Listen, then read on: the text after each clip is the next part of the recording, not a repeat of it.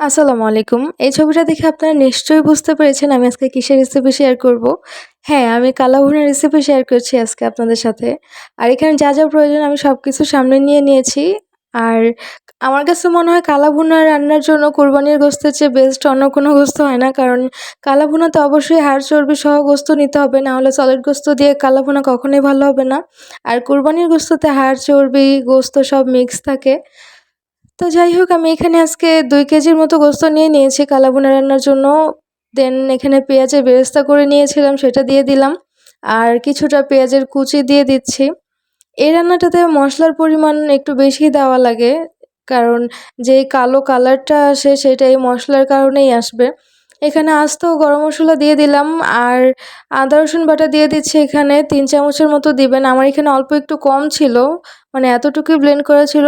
পরে আমি ব্লেন্ড করে আরেকটু দিয়ে দিয়েছিলাম এর মধ্যে, সেটার ভিডিও ক্লিপ নেওয়া হয়নি। তো যাই হোক আমি এখানে বেরেস্তা ভাজার যে তেলটা ছিল সেটা দিয়ে দিলাম। এই তেলটুকুই আমি শুধু সয়াবিন তেল দিয়েছিলাম। বাকি সম্পূর্ণ রান্নাটা সরিষার তেল দিয়ে করতে হয়েছে।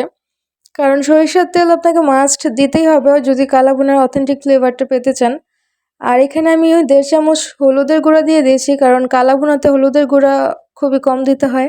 আর ৫ চামচের মতো মরিচের গুঁড়া, ১ চামচ ধনিয়ার গুঁড়া আর লবণ দিয়ে দিচ্ছি ২ চামচ পরিমাণ মতো, লাগলে আমি পরে আবার দিব। আর এখানে আমি গরম মসলার গুঁড়ো দিয়ে দিচ্ছি। এটা আমি নিজেই বাসায় বানিয়েছিলাম। এটার ভিডিও পেজে দেওয়া আছে, আপনারা চাইলে দেখতে পারেন।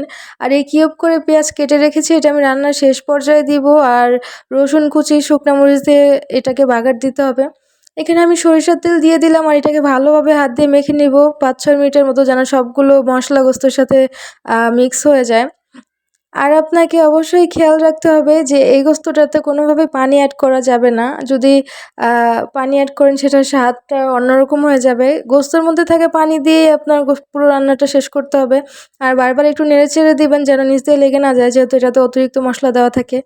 এখানে আমি গরম মসলার গুঁড়ো আর ভাজা জিরার গুঁড়ো দিয়ে দিলাম। আমার গরম মসলার সাথেই জয়ফল, জয়ত্রী তারপরে অন্যান্য মশলা মিক্স ছিল। আপনাদের যদি একসাথে না থাকে আলাদা থাকলে আলাদা দিয়ে দিবেন।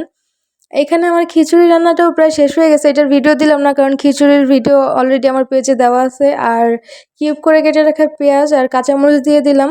দেন আমি এটাকে বাগার দিব শুকনো মরিচ আর রসুন কুচি দিয়ে। তো অনেক ফুটতেছিল, এজন্য অতটুকুর ভিডিও ক্লিপ আর নেইনি।